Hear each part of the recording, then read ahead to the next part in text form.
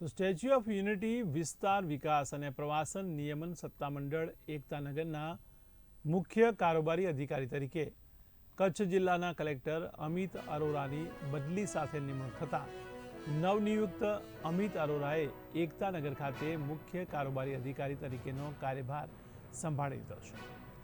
Rajkot municipal commissioner તરીકેના કાર્યકાળ દરમિયાન અનેકવિધ નવીન પ્રકલ્પો અને માળખાકીય સુવિધાના કામોનો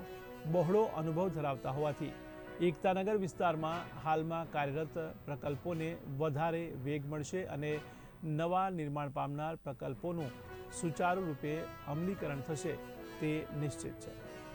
ત્યારે મુખ્ય કારોબારી અધિકારી તરીકેનો હવાલો સંભાળ્યા બાદ અમિત અરોરાએ સ્ટેચ્યુ ઓફ યુનિટીના ઉચ્ચ અધિકારીઓ સાથે સમીક્ષા બેઠક યોજીને હાલમાં સ્ટેચ્યુ ઓફ યુનિટીની કામગીરીનો ચિતાર મેળવ્યો હતો અને અહીં ચાલી રહેલા કામોની માહિતી મેળવીને માર્ગદર્શન પૂરું પાડ્યું હતું।